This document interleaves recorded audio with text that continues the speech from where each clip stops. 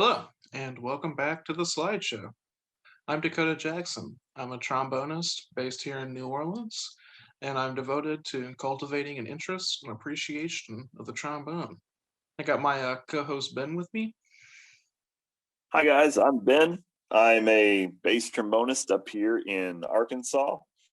I play bass trombone just as a hobby now, even though I did go to school with Cody, and I am a fishing guide as my main profession. Cody, how's your week been? It's been pretty good, man. I been playing quite a bit, but also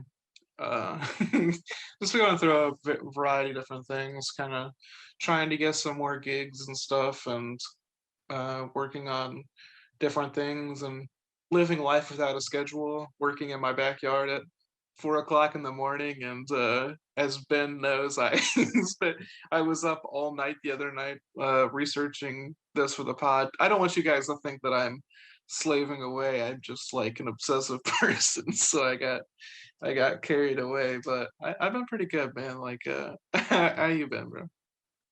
Yeah, man, I've been all right. Kind of had guiding things slow down a little bit this week. We had some bad weather. But yeah, I know you definitely have put a lot of work in on this pod. I texted you the other morning around 5 something as I was getting my wife and daughter ready to go off to work, and you replied instantly. It was 5 o'clock. So I'm guessing you weren't up at that point, or you weren't just then waking up. So I'm assuming you probably pulled an all-nighter to do some olds research. So pretty exciting stuff. So you guys are going to see a lot of this man's research. I think he's done a good job so far. I just had a serious week. Yeah, that's the giveaways. The episode is about olds, and we'll get into it in a minute. But yeah, we'll get into it in a minute. What's what's trombone in the news this week, man? All right, so for trombone in the news this week, I had to dig deep, and I'll be honest. Sometimes the trombone in the news can be very rewarding.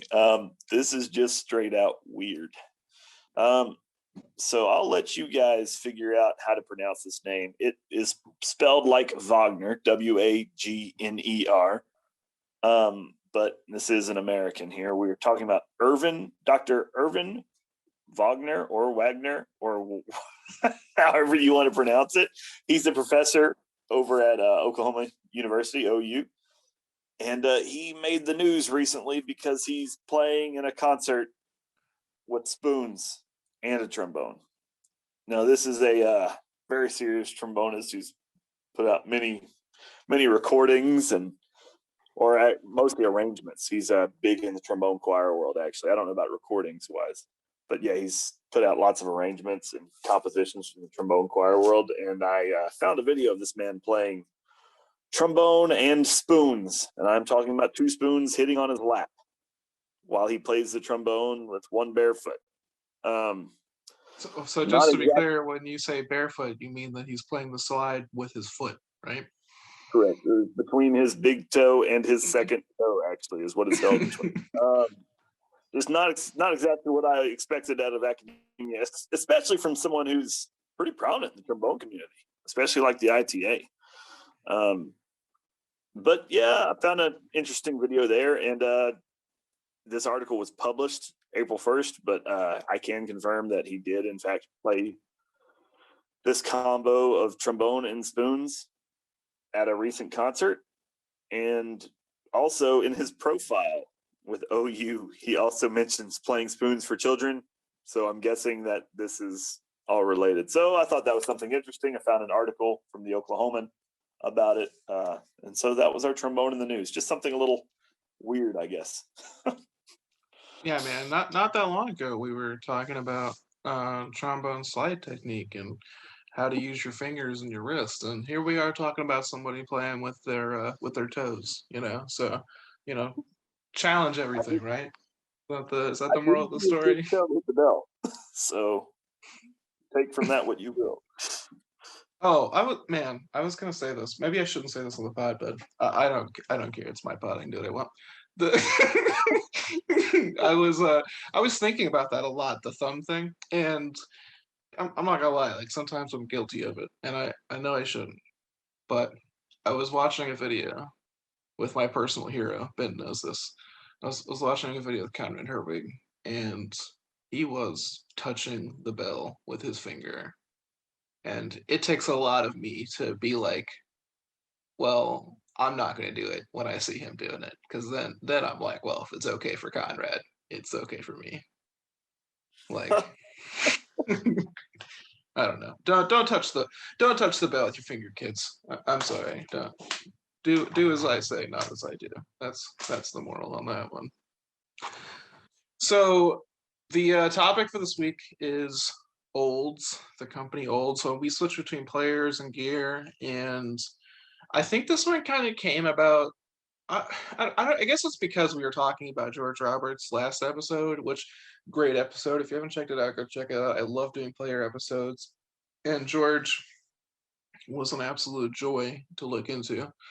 But he did have a custom, he had an Olds named after him, the George Roberts model, and I've always been a little fascinated with them for a variety of reasons. And like I kind of thought, for I don't know why I assumed this, but I thought, okay, a company that doesn't exist anymore, like this is gonna be a tough one. Like I'm gonna have to really dig deep to like find a lot of good information on this. I was wrong. There is an intense amount of info on Olds on the internet. The the amount of stuff I was able to find is like actually crazy. I'm questioning if modern makers are this well documented. Like I doubt it. Like I bet this is better documented than people who are making them right now. Like it is actually crazy. I don't know if that was your experience when digging around, Ben. Oh, for sure. I think that was both of our first impression when we started looking into this. It was like, oh, this is going to be way easier than we thought, and I didn't realize how big of a following Olds has had. Uh, right away, I kind of knew they had this kind of old, this neat vintage feel to them.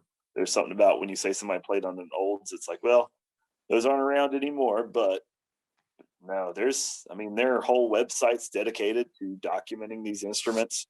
I mean, there's just specifically for Olds. I mean, there is a lot out there. So I was very surprised. And I mean, that's nice. Nice to hear that. But I don't know if like Khan has somebody like that or if King has somebody like that quite. Yeah, and I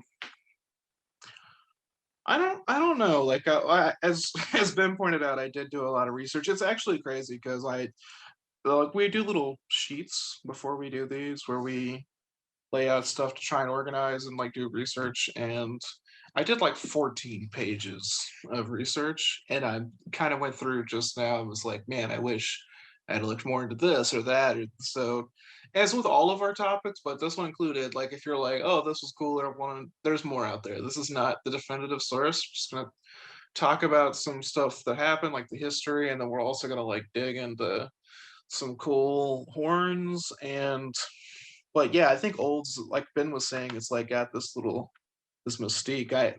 I don't have a lot of regrets in life, but when I was in college, I found a horn that I've always thought was super cool. I found an Olds Golden Bear online at it was like in Portland, right? Yeah, it was like the Goodwill in Portland. And I was gonna, man, it was like $40 or something crazy like that. I remember maybe it was 400 and I'm just remembering it was 40, but it was not a lot of money. And but they won't, like Goodwill won't ship to you. So I really debated driving to Portland. I was too poor to be getting plane tickets at the time, so it had to have been $40. But yeah, I got real This was close from to getting Arkansas. the car. This was from Arkansas, just so you guys know. This was in Arkansas when he was trying to juggle this decision. And I think he's still kind of regretting it. Yeah, it's the one that got away. If I ever see, we'll get into this. Like the golden bear is kind of like it's not like a specific thing that's like over a lot of stuff. But if I ever see another one like that, I probably won't make the same mistake twice. All right, so let's just let's get into olds here. if you're not aware, like I kind of kind of already covered this, but if you're not aware, like Olds was a trombone manufacturer. They were actually an instrument maker, but they did start with trombones, and they used to be super popular. We'll get into this, but like they are no longer around. Well, kind of. We'll get into that too, but the real Olds is no longer around. But so like we'll start at the very beginning before Olds even existed. They're called FE Olds, which stands for Frank Ellsworth. I never knew that, but Ellsworth is a terrible middle name. I'm sorry if your name is Ellsworth out there. No, no, I didn't mean I don't mean to offend you. It's definitely one that's been aged out, you know. But he was born in New York, but I think he actually grew up in Indiana, and he so there's a couple things that are a little unfortunate to me that we don't know for sure, and there is a ton of information, so I find this a little upsetting. It's like he was from Indiana, and around the time he was 16 or so, he was working, and there's people who say that he went and worked in Elkhart at the con factory, but there's no definitive proof of that because there was a fire in 1910, and the it's hard to determine whether or not he was, because the only way that they were trying to corroborate the story is that they looked at the Elkhart City directory for residents, but I think he lived close enough that he could have just traveled over, so he wouldn't have had to have lived in Elkhart. I know he lived, but he did live close. So it's possible that he had his first look at working at instruments at the con factory, but unfortunately, we don't know that for a fact.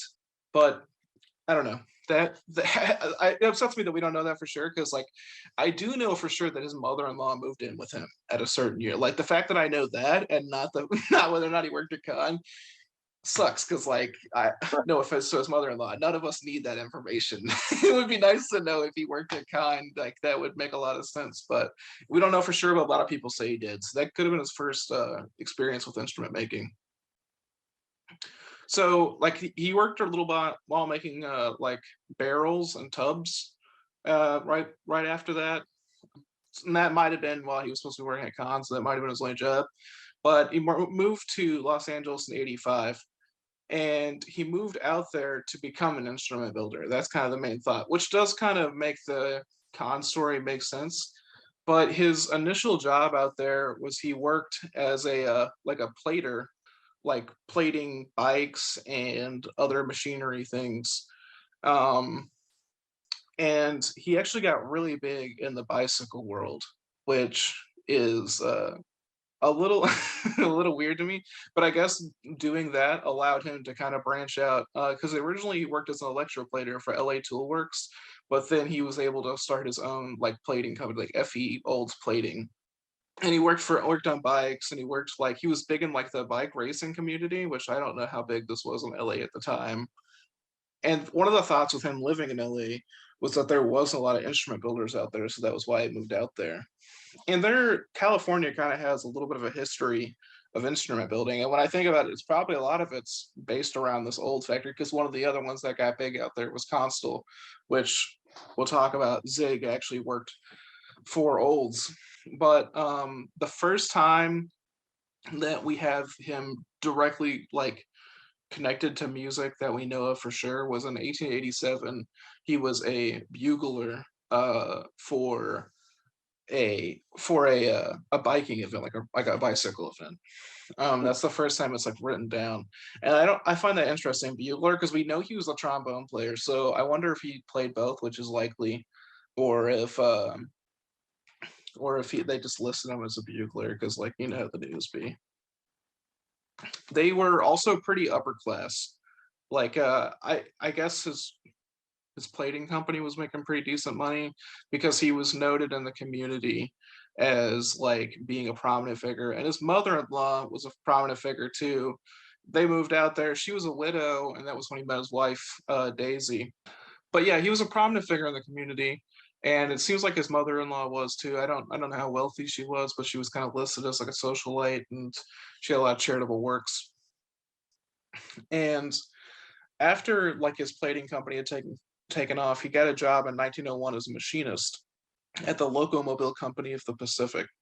And this is important because his job was making tube joints for them, and they were about 437 bore, which wasn't far from evidence. I'm sorry, which isn't far from instruments, which is interesting because a lot of people think that he was already building like instruments on his own at this point, and even if he wasn't, he was getting a lot of experience building bores and stuff. And I think this is kind of interesting that this is the second time that while doing the pod, we've made a connection between like vehicle and trombone building, because we talked about this with the valve caps with the cork versus neoprene, if you remember that. And I think like I'm interested if we could find maybe like maybe I'm getting really crazy here, but we could do like a like automobiles versus trombone building, like the parallels and stuff, because I'm kind of interested how progress moved, because like bore size is just like an inner diameter of a tube, and building these bores probably helped him with his trombone building. I think that's fair. You kind of hear about that a lot. I don't know. I've always got the image that building trombones was more of a blue collar job. So it was probably like, let's say you were in Elkhart, Indiana. I imagine that was a pretty common factory job you could get.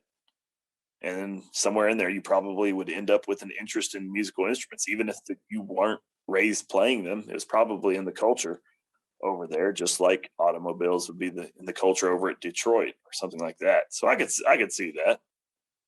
I could see those parallels. Yeah, man. So the first time we know that he's making trombones is like the old trombone. Is there allegedly was a patent for his trombone in 1912, and there's actually a little bit of weirdness with this because there's no information that confirms that he ever actually had a U.S. patent, and I find that weird, because there actually was an old trombone patent held by a guy named George Rublett who like has no association with Frank. So I'm really curious what was going on with that. But he did later have an actual patent. But yeah, like 1912, we know for sure that he was trying to get something out there. And he started producing trombones like just kind of on his own, like little custom builds early on. And he was doing a lot of bore sizes, which we'll get into was kind of a big thing with him. Like he did a lot of dual bore stuff, 485, and he did some 494, 509s, 509, 535. And then the bells would go from about 6 inches to 9.5. So he was kind of making like a wide variety of stuff. But the first trombones that he ever made were at a factory at 206 24th Street.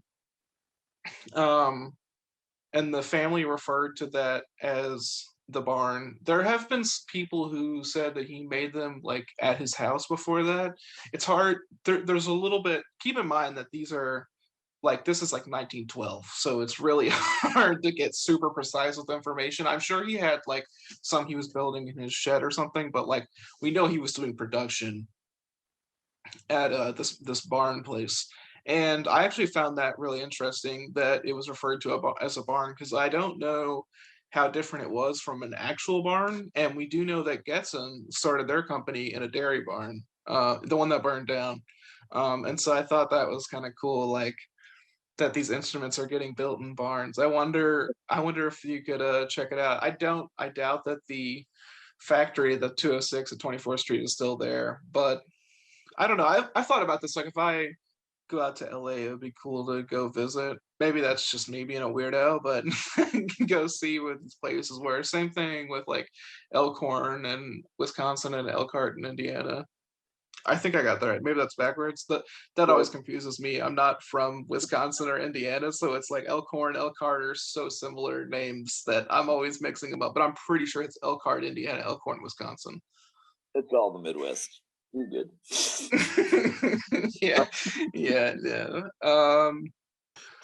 So in 1922, Frank purchased a new factory in on Raymond Street in Los Angeles, and he was by this time his son Reginald was 23. Reginald's going to be important because he's going to take over the factory sooner than later. Unfortunately, we'll get into that.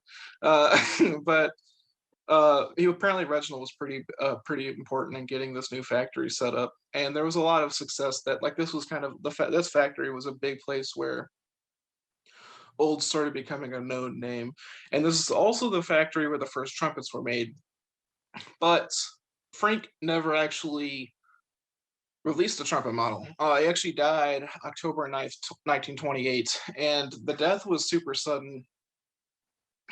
He went on a cruise ship, which I by the way, I'm trying to like paraphrase a lot of stuff in case you guys are wondering, like if you're feeling like, oh, this is kind of some weird deep information that I didn't need at all. I'm actually excluding so much stuff. There was information that I find some of this weird. Like we couldn't get the con thing straight, but there was information about the home that he bought during this period, like his personal house and how nice his house was and how the community felt about him.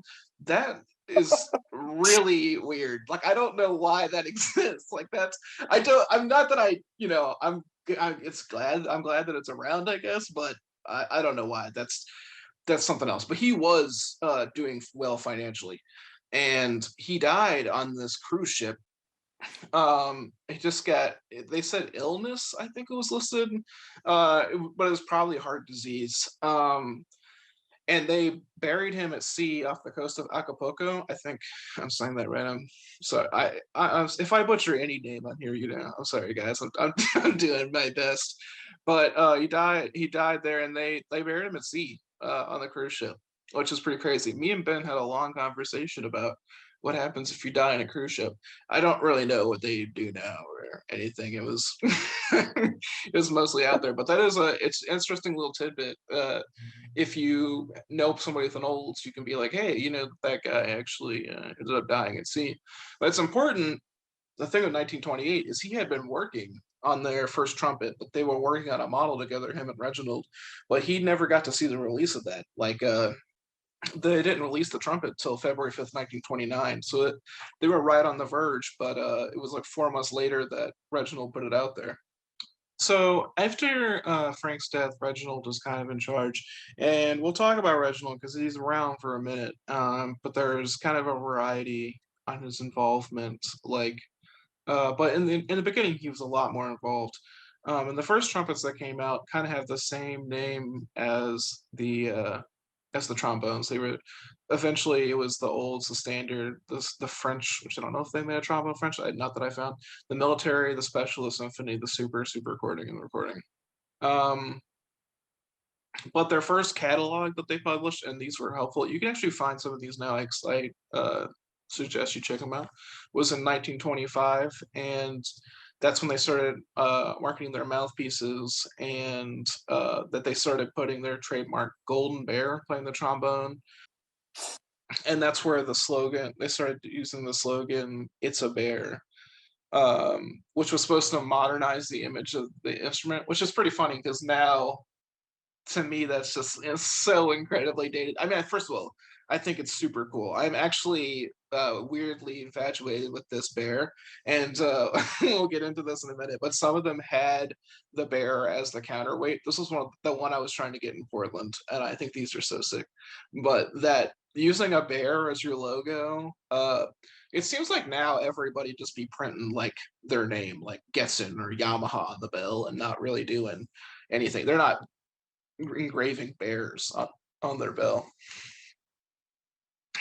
Their first mouthpieces started coming out in this too, and kind of weird thing to note was they had mouthpieces that had ivory rims, and we'll get into that in the second half on the gear side. But when I first found those, I think it was a couple years ago, I thought that was one of the craziest things I've ever seen was an ivory rim mouthpiece. I mean, obviously you can't get those now, and they're hard to find the old ones, but that's a super crazy concept.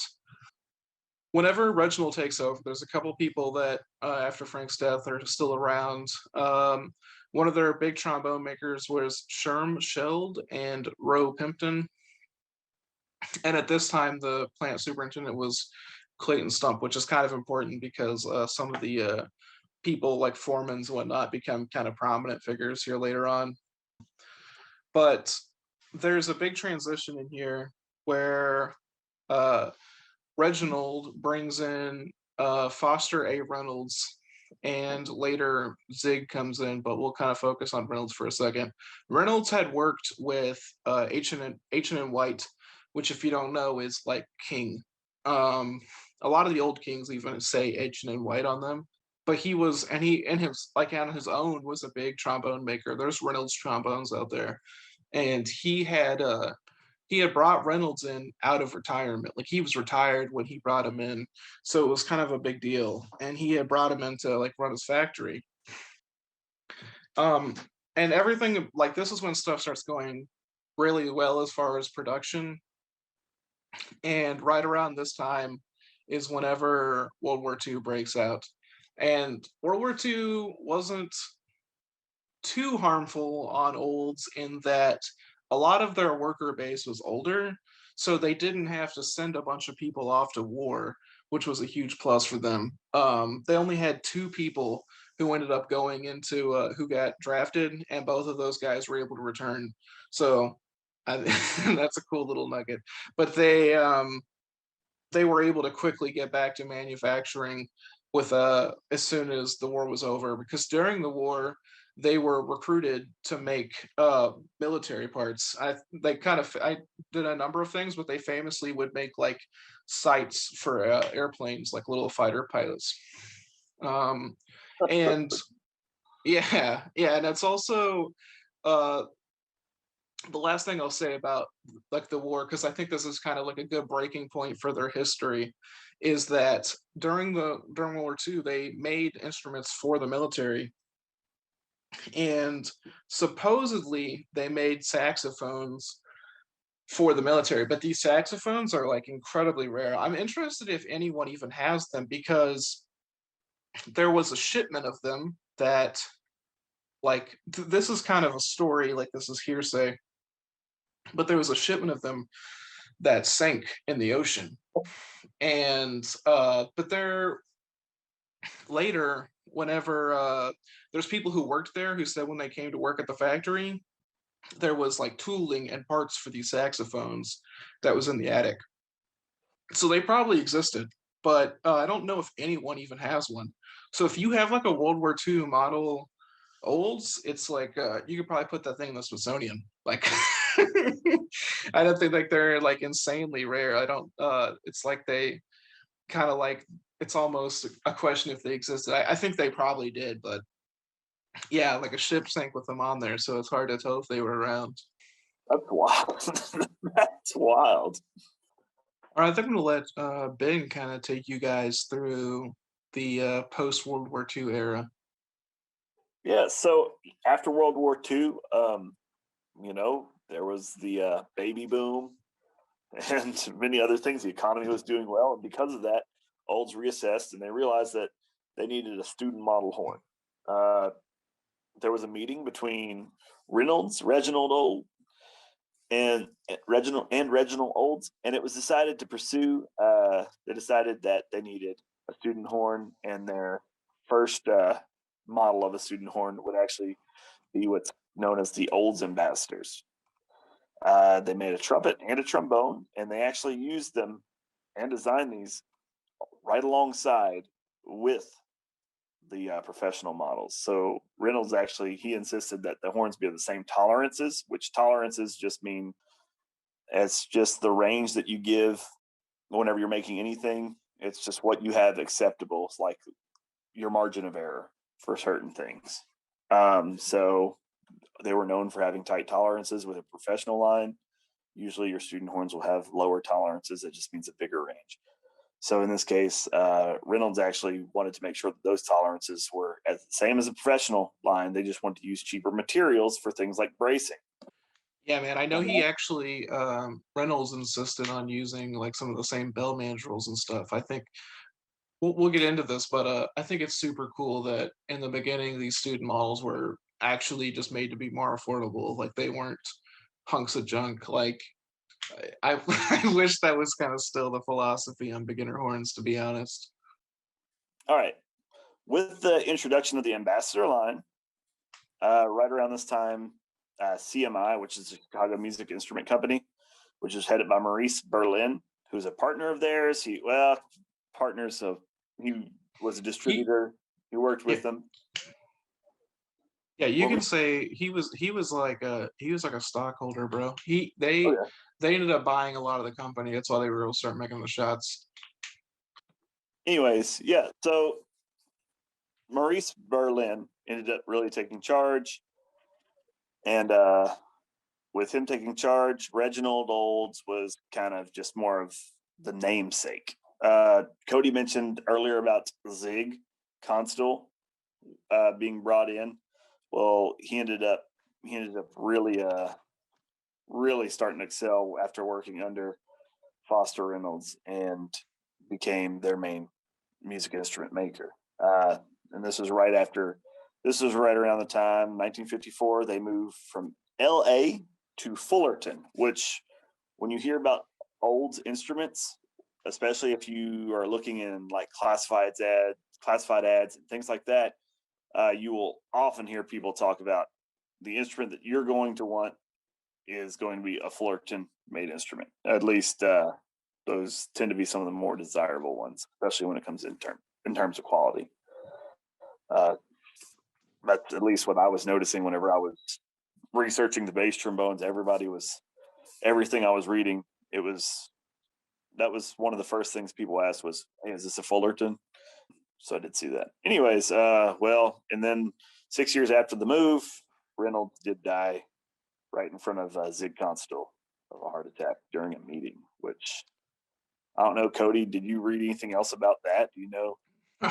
Yeah, I know that man, it's crazy like Reynolds when he came in, he actually while production was high and I think a lot of their horns are super high quality, I think he also kind of ran the shop like a tyrant because underneath him Olds unionized, uh which I don't think there was any chance of happening under Reginald. I think he was kind of a hard ass to be honest. But Zig was kind of like we said, he was like a prodigy worker coming in, and he learned a lot from Reynolds. Like a lot of people claim that like he kind of adapted a lot of his styles, maybe for better or worse. Even like he definitely took his management style too. So they were really close. So yeah, all I know is they were having a meeting when he died of a heart attack in front of him. Really is really tragic, man.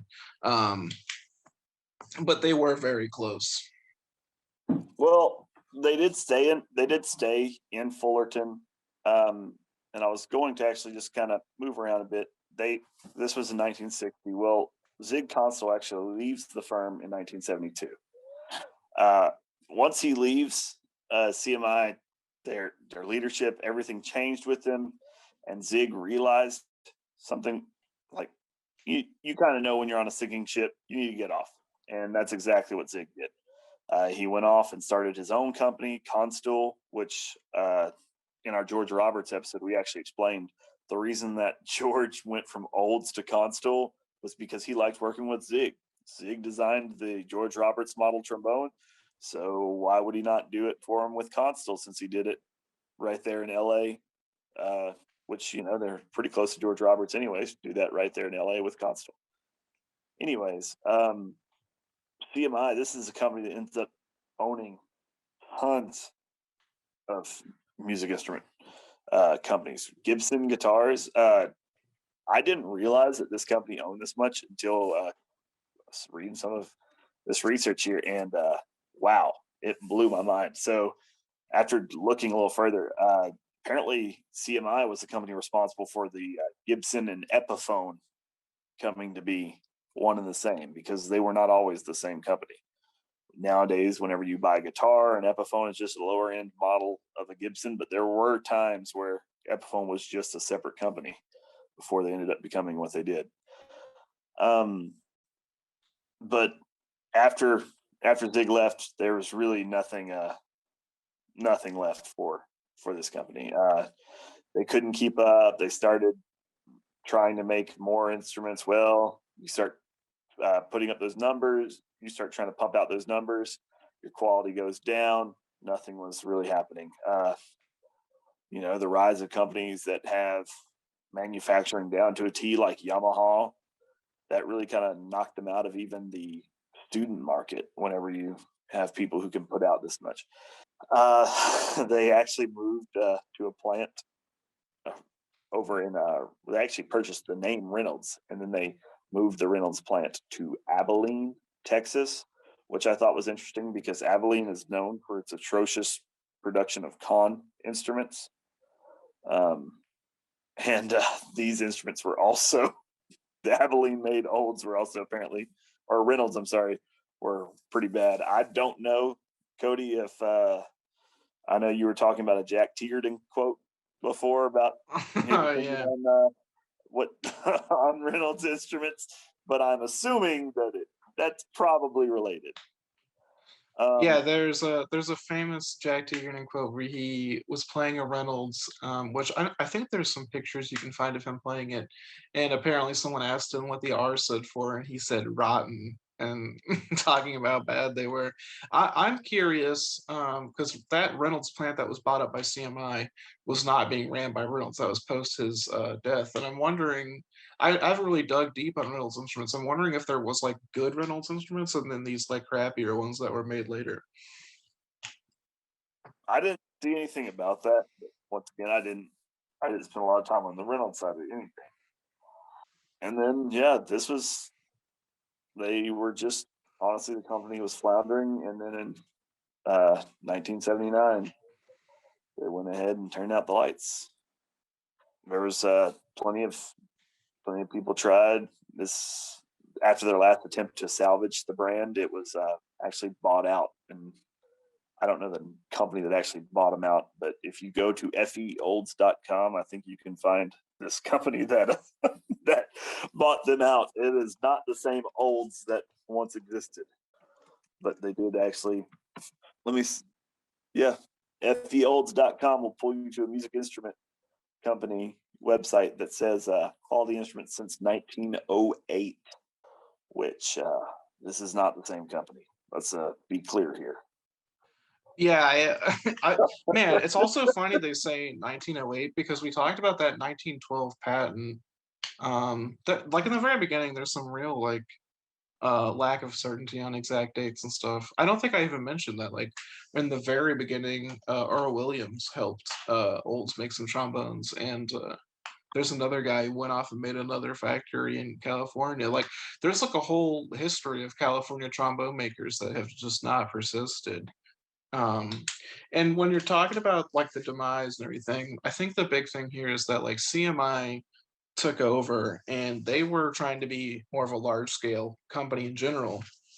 And I think them owning a guitar company is super crucial to this because even as it got bigger, the heart of what Olds was making quality professional model instruments. I mean, we talked about how the Ambassador, while it was a student model, still had like a really high level of expectation for it.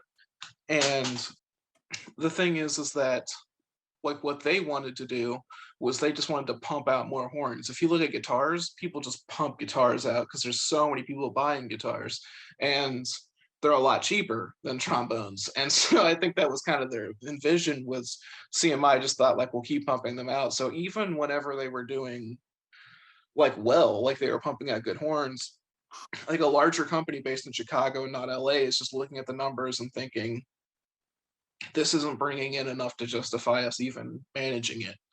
And I think that was a big problem for them.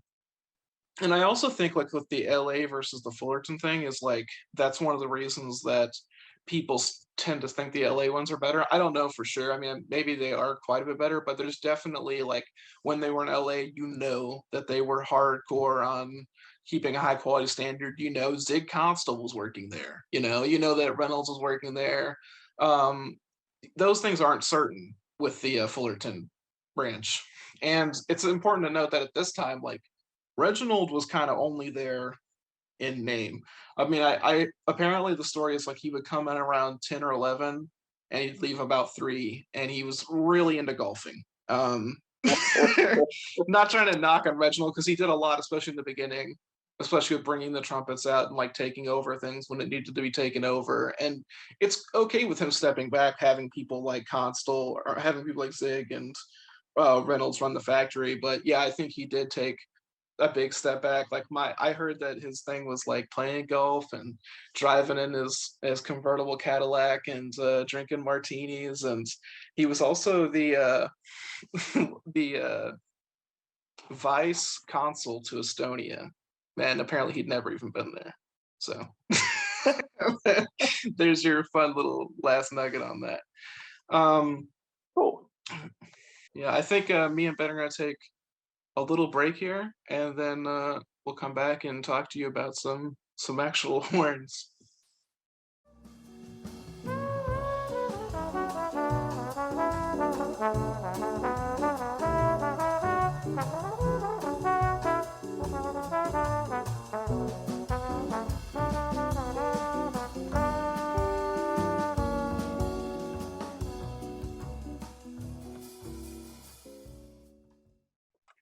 All right, welcome back. So we kind of went over the history, which was a ton of different stuff. Now we're just going to talk about some horns, and I'm going to grab the tenors. Ben's going to grab the basses, obviously. I'm going to say right off the top, like there was when I was looking at these, it gets a little more consistent when you get to like 1970, but especially in the very beginning, some of these horns just like are they're almost all like custom builds or something. Like there's not like perfect names and classifications. It's kind of all over the place. I do want to talk about a couple like of known names. So you've got the Super. All of these are, I should say, all these are professional models. The only one that's not a professional is the Ambassador, which we talked about earlier. But we have the Super, the Recording, the Self Balanced, the Studio, the Military, the Radio, and then there's like the weird stuff. There's like the P series, which is one of their custom lines, and there's like an S series kind of thing.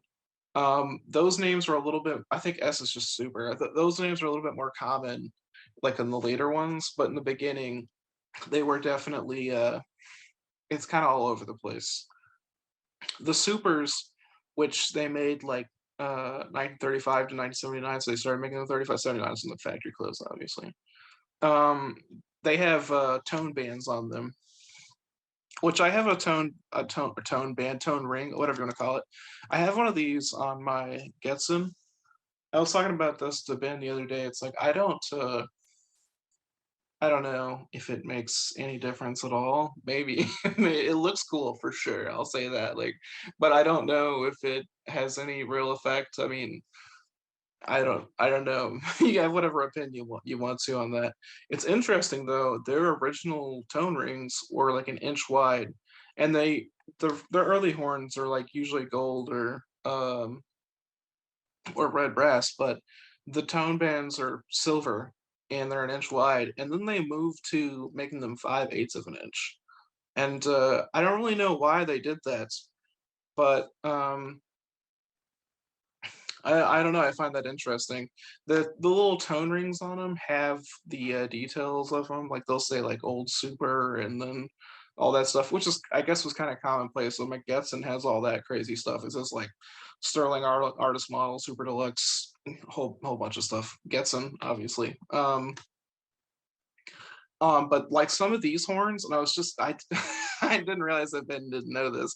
Is some of these early horns had 1935 ones had fluted slides, and if you don't know what a like, if you don't know what fluted stuff is, that's kind of a thing at gun barrels. Like I. First thing uh, came to my mind. yeah, that's what when you think fluted barrel, that's the first thing that comes up, and that just Ben, you can correct me if I'm wrong on this because I'm not not 100% on what's going on with this, but it basically just means that it's like ridged. It's got ridges in the inside, right? Like it's just Yeah, like a well, it actually means ridges usually on the outside to dissipate heat in the gun barrel world. So when I looked at this picture of the inside, the fluted slide, it was wild. I guess the best way to put it is say, the ridges on a churro, similar to that. If you don't know, that's the best way to put it. don't know what a churro is. I suggest you go find a churro and eat one, and your life will be better. So there's that. That. Didn't think this was gonna be a churro pot, but there you go. The I think, man, you can see it on the inside of the barrel, but I think the outside has a little bitty, very, very, like, minor bumps. It's really kinda hard to tell. But this whole concept was crazy. I think the idea was to reduce friction or something. I don't know. They didn't stick with it. So and no one does it now. Like there's a couple things that Olds did that are like super crazy. I mean, I personally think it's awesome because I'm just looking for weird shit out here, but like um yeah, I don't know. Like I don't know what that's supposed to do. They don't really go into it. I think it's to make it obviously it's supposed to be an improvement of some sort. I can only imagine that it's some kind of philosophy on like slide friction. And I have seen some people on the internet talk about them and like go back and forth a little bit. I think they're probably I think they have like a hard time maintaining them. Keep in mind that most of these fluted ones are super old now. So it's they're not holding up super well. And that's another thing to consider. I wonder how they hold up. Um What do you do when you dent one? You yeah, pop those dents out. that's a good point. So another thing about this old super, before we kind of move off from this one, because I think it's pretty cool. Some of them, this is where we start getting into it's hard to identify these horns. Some of them have a golden bear engraved into the bell, and it's just like if you're not familiar with them, please go check this out. But it's just a little bear playing a trombone, and this kind of became their trademark series thing or whatever. But some of them have as the counterweight golden bear. And when I say counterweight, I don't mean that it's like just like a little hunk of circle sitting on a rod. Like it's like the actual outline of a bear. It does have two tiny rods coming out of it connecting it, but that's the only brace behind the hand brace. So normally, you have on your tuning slide, you've got like your brace that's connected to the tuning slide, and then a brace right below that that's connected to the horn. Well, the one that's right below that, that's connected to the horn back by the tuning slide, that's where this bear is. The one above that isn't even on this horn. It doesn't exist. And that is a little weird too, because a lot of these early Olds horns are tuning and slide, not all of them. This is another thing where we start seeing a lot of variation. But on the ones that are tuning and slide, it kind of makes sense because you don't need to pull out. But the ones that have tuning in the bell still don't have this brace, and I almost think that's like a design flaw, but it is super cool to look at that and think about those. And then some of them aren't as cool, especially when you get old, like later on, they just started doing kind of a like a brace that kind of flares out at the end. These were kind of common on maybe to a lesser extent on the flare, but like some of the older cons, I think the 48 kind of does this where it like has like a thicker brace that kind of like flares out a little bit. Yeah, Um, it does. yeah, and most of these horns kind of look the same. The balance, the standard. There's also like a wide variety, like bell engravings and stuff. Some of these horns are really beautiful. You should go check them out. There's one that was a custom make for a guy that I encourage you to go check out. That had some very interesting engraving. That's all I'll say. And then they had the military model. I find this interesting because one thing I almost forgot to do this, and this is super important. When I was doing research for this, there's a couple places that I found a ton of information, but one person that I want to call out is John L, who is very frequent on the trombone chat, has this website called It's a Bear, and there is so much good info on olds, and he's got like a huge collection of photos of these trombones that you should go check out. And then pretty much anytime I've seen a conversation about olds on the webs on trombone chat, he has like the best info. He's like really quick to get back. And I even saw one where he made a comment like, I don't know why I keep paying GoDaddy for this domain name or whatever. If you're listening, John L, I appreciate you paying for your website. It was super useful, and I checked it out. I've actually checked it out in the past, even. I think it's super cool. But if you're listening to this right now, go do him a favor and check that out. I mean, do yourself a favor. It's like there's so much cool stuff on there. Um, Yeah, huge resource for this podcast, needless to say. I used it back Used it quite a bit for this one. Lots of info. Yeah, some of just going down here, I'll kind of get into some of the little bit more on the detail side of things, but just pointing out cool things as I go through here because I don't want to like get too heavy into like this trombone, this trombone, this trombone. I'll do that a little bit because there's a catalog from set. There's a couple of catalogs that are still intact on the internet. Once again, tons of information on olds. It really is crazy that this exists.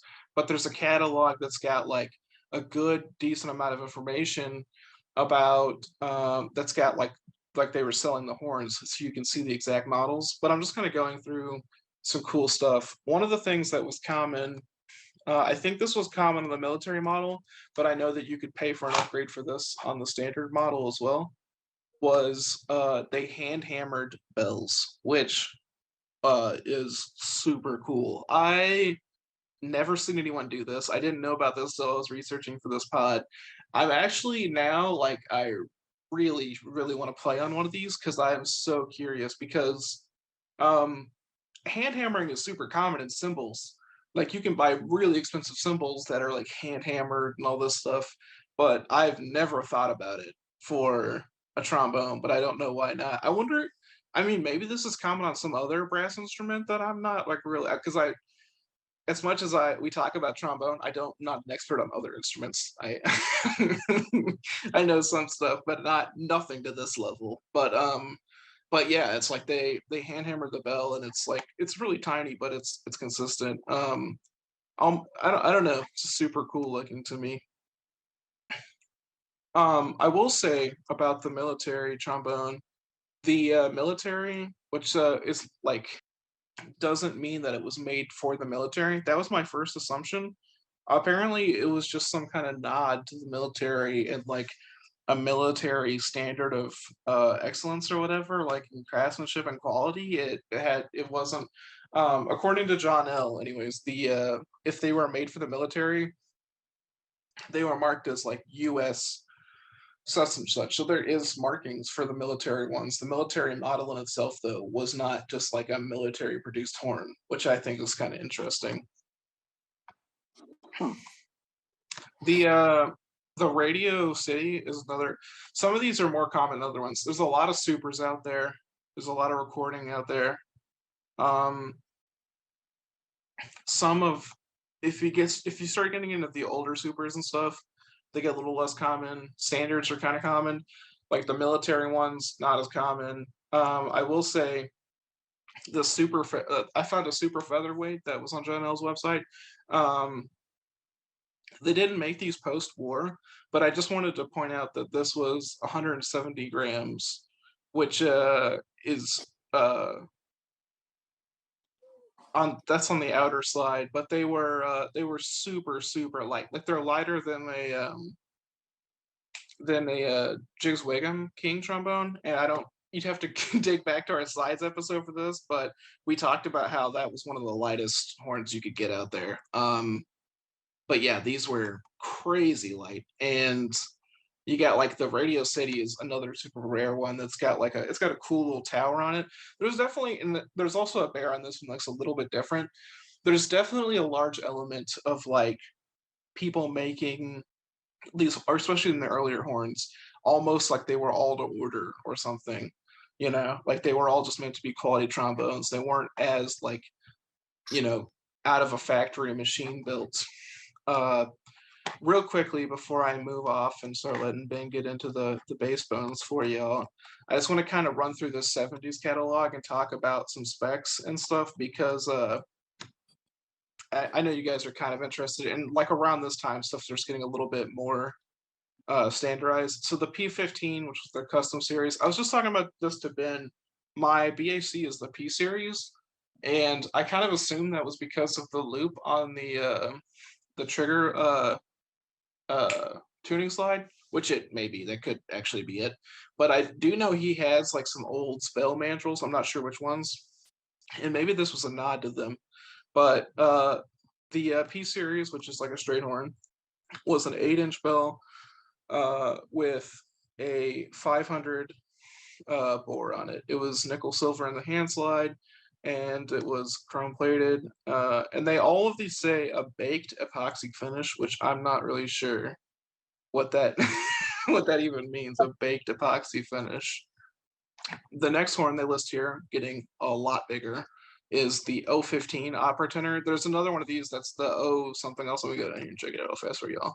The 023. The only difference in these horns is the 023 has a trigger, but the 015 is a straight horn, and it's a tenor, but it is super big. It's actually a 554 bore. The whole thing is nickel is silver as well. Yeah, nickel silver. I did double check that. It's a solid nickel silver, which I know for a fact that Curtis Fuller played one of these. I believe he played them mostly on his Art Blakey recordings. That's just from my knowledge. I I have a fascination with Curtis Fuller, so I've looked into a bunch of his stuff. I actually got into a mini argument one time on the internet about what he was playing on Blue Train. That was a King 3B, not the opera. I know this for a fact. If you want to talk about that, hit me up. I do. I have looked into that one specifically, but I do think he played the opera when he was with Art Blakey, which was a little later than the Blue Train recordings. The R15, which is the recording. This is a 495 to 510. I think it's interesting. There's a lot of interesting dual bore stuff in here and some kind of like numbers that I'm not super used to hearing. S15 super tenor, which was a dual 485 500. I'm sorry, I haven't been giving the bell sizes on these. That the super is a 7.5 bell, and the recording was a 8-inch bell, like a King 3B. The P15 custom is also an 8-inch bell. The opera was an 8.5 because it's the biggest straight tenor I've ever seen. It's crazy how big this horn is. The T15 Studio, yeah, Ben's all about getting one I now. really want a straight horn. Just I want an opera so bad. Ben wants an opera like I want a tiny bass bone. I'm gonna end up with a duo gravis one day, and he's gonna hate it. The T15 is a straight 500 with an 8-inch bell. Looks like a silver. There's this really crazy one in here, the L15 special tenor, which is 485 500 with a 7.5. Everything about this horn is weird. It's like got like a red bell flare, but it's got a silver stem, and then it's got like a goes back to the red for some of the hand the tuning slide, and some of the bracing's back in silver. It's definitely a weird one. They had two ambassador models, the A15 and the A20. Basically, the 20 was like their trigger model of the A15. The A15's 485 500. The trigger model, the A20, was a little bigger at 495 510. And then kind of getting down here into the professional trigger models that they had. They have the R20 recording tenor, and then the O23, which we just talked about, which is that opera with the trigger on it. The recording tenor was the 495 510 with an 8.5 inch bell. But yeah, I think the big takeaway here, besides me just rattling off all these numbers to you, is that they had some really crazy stuff. The hand hammered thing. Go dig around the internet and see what you can find, because the bell engraving with the bear, and then the bear as a counterweight and stuff, has led to a lot of really cool, unique horns. And it's definitely worth diving and just seeing all the stuff you can find. And once again, check out John L's website. But Ben, what you got on bass trombones for us, man? Okay, well, maybe I'm biased, but I would go ahead and say that the old bass trombone stuff is way more interesting than the trombone, than their tenor. And I'm going to go out there and say that confidently, because they made some pretty big innovations that it's safe to say stuck. So looking at Olds bass trombones, the earliest model I can find is once again from John L. We found one from the 1920s for bass trombone, 1920. So keep in mind, back then instruments were usually a much smaller board than they are today. It was a 530. It was a 530 to 545 bore. I'm sorry, And then it had a 575 diameter F attachment, which was actually manufactured by Cervini, which I thought that was neat too, because at the time, Olds just wasn't making their own valves. They were just buying valves. This, as at least from what I was seeing, is going to be as close to what the old Super would be later, the S23 bass trombone, which is just a 565 bore F attachment bass trombone. However, back in the day, you would consider this small bore a bass trombone. Colin had one very similar, the 8H, which was considered a bass trombone. So this is about where you'd say they started with a bass trombone, but as we know, tenors and basses really were pretty close together, especially early on. But what's really interesting to me was the earliest model we can find of an Olds in 1941 that had two valves. It's pretty much accepted that Olds did start the whole double trigger bass trombone thing. I was reading an article with Doug Yo where he talked about this. He wrote an article in the ITA journal referring to this. It was actually tuned in F and E. So the two valves would be F, and then you push down the second valve, and it would drop it down to an E. It was a dependent model bass trombone, which means that in order to press the second valve down or getting sound out of the second valve, the first valve had to be depressed as well. What this did was helped you get that low B natural that's so hard. So hard to get, especially in a hurry whenever you're having to pull out a long E slide. I thought it was interesting because Olds trombones did not have this long E pull on their F attachments. And the solution was, instead of just go ahead and make a longer crook, Olds was just like, all right, no, we're just going to add a second valve. That seems like a good idea. And them doing that really changed the trombone world. The article I was reading talked about how there was a chance, I guess, of a convergent evolution in the bass trombone world. The fact that Ed Kleinhammer and Alan Ostrander, who are working with other companies trying to get these double valve bass trombones developed, there's a good chance these guys didn't even know about it because the bass trombone was in such low demand that there was no internet at the time. So they weren't working with West Coast companies. They were working with your Kahns, your Kings, your Bachs. They were trying to work with these other companies to figure out how to get this low B natural out easy, which I also think is pretty funny how you have the top minds of the music industry trying to figure out all for one note. One note's throwing everybody off. It's a doozy of a note if you don't have the thing to play it. But anyways, so I thought that was interesting. And so this B flat, F, and E bass trombone, this model bass trombone would later evolve to become what is the Olds Super in 553 bore and 565 bore. They had a 9 or 10-inch bell, and they actually had available D crooks. You know, most modern bass trombones use a B flat, F, and D tuning. And so they actually had crooks available for different tunings for that as well. So that's pretty awesome. Olds came up with the first dependent valve or dependent dual valve bass trombone. But Olds didn't just do that. I'm going to skip over the George Roberts model just for a second because Olds did it and had another huge innovation whenever they came out with the S24 and the P24G models, which are independent bass trombones.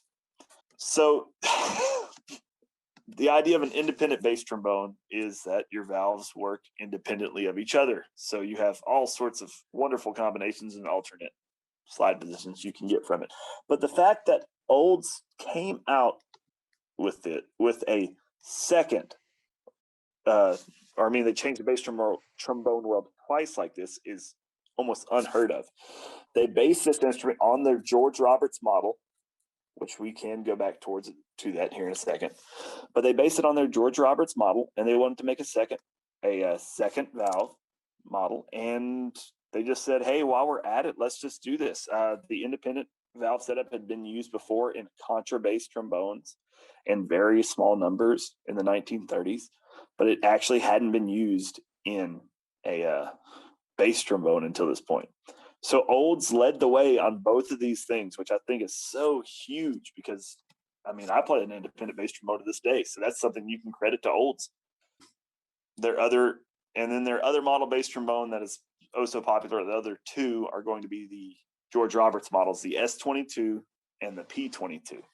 And there are so many different versions of these instruments because I'm seeing some that have a larger valve section, some that have a smaller valve section, either 575 or 585.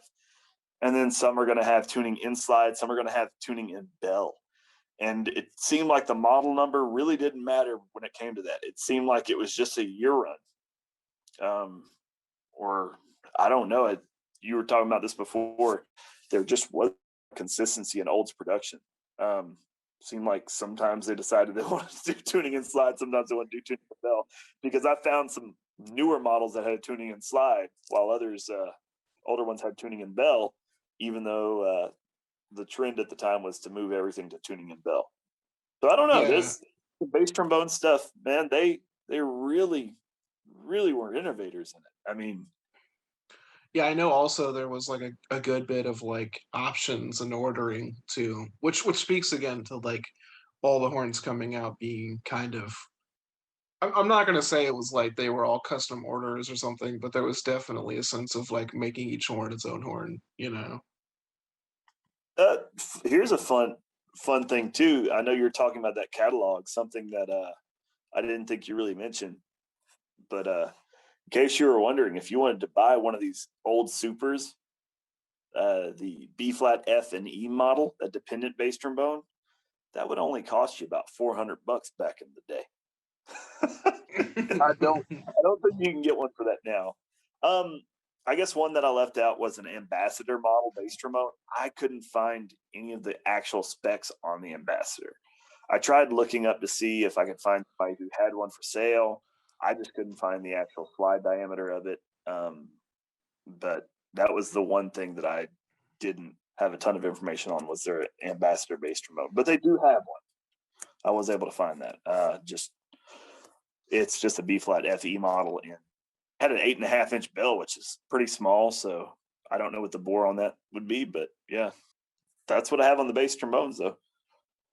Yeah, man, a lot of good stuff out there. Once again, I encourage you to go check it out. If you do like, if you're like, oh, I want an Olds, don't worry too much about the spec stuff we're talking about because that's not like you can the ones we're talking about, not these crappy remakes. The ones we're talking about, like you're gonna have to go to the trombone chat, or you're gonna have to.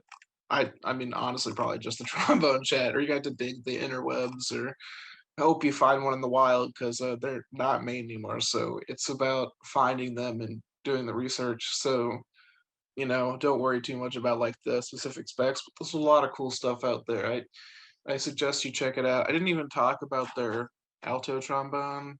I feel bad. I feel like we've like kind of shorted the alto trombone in this podcast in general. I personally can't play the alto. Like I it was I don't know. It was weird. It was one of these things where I was going to like I was going to learn in college, and then I just chose the jazz path or whatever, and then I just kind of kept getting the back burner, and I was like, do I want to drop the money for an alto whenever I'm not gonna have any alto gigs? So I unfortunately am not a great alto trombonist, but they do have an alto model. In fact, I'll give you the specs on this one right here. The F15 F alto trombone. This has no trigger. Some of them have triggers. You can change them to B flat. I think that's super cool because I can't play any flat, so I I can pull the trigger and play one.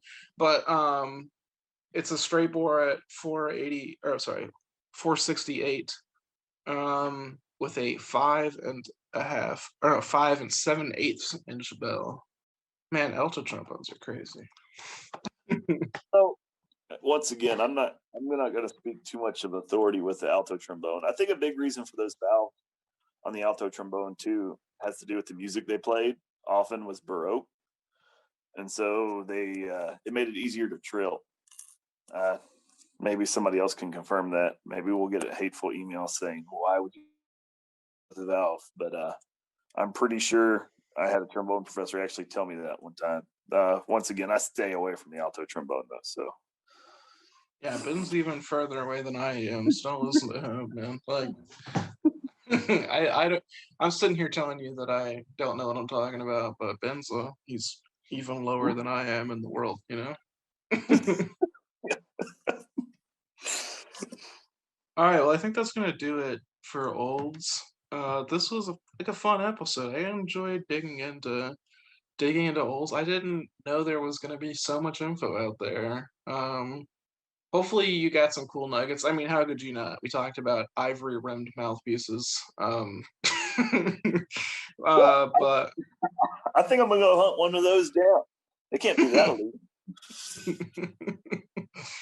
um, but I want to thank you guys for listening. I will give you quickly the album recommendation for the week. And the album recommendation for this week is Say When by Steve Davis.